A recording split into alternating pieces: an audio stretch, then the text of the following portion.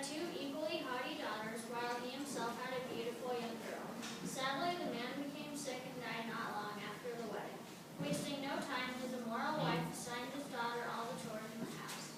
And when the girl's work was done, she would collapse exhausted in the chimney corner and cry. Her name was Cinderella. One day, Cinderella was walking in the woods, whistling on her way from the city market, when her sweet melody was interrupted by the chirping of a bird. Before her, she saw an injured bluebird on the ground, and she knelt down, carefully examining its broken wings. The next instant, when she was helping the bluebird, she heard a man's voice.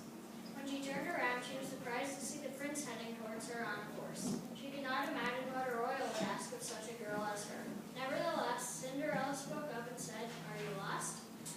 The handsome gentleman smiled at her. "Perhaps. I left my horseman while distracted by the sight of a small creature."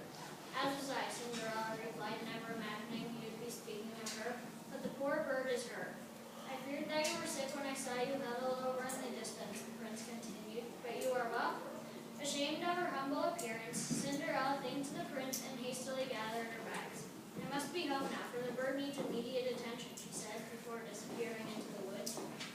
It happened that the king's son would soon host a series of balls, and Cinderella's stepsisters, Anastasia and Drizella, were invited.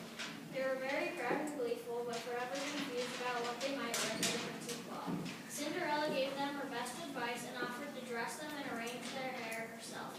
But after a coach whisked away the sisters, Cinderella sat down by the hearth and cried. Tonight it would happen that her sisters would see the prince, not her. Her crying was soon quieted by the sound of a bird chirping at the window.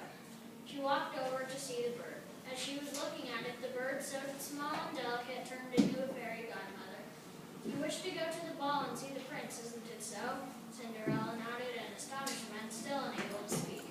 "Since you did a great kindness for me, I shall do a great kindness for you. First, run to the garden and fetch me a pumpkin, a mousetrap, and some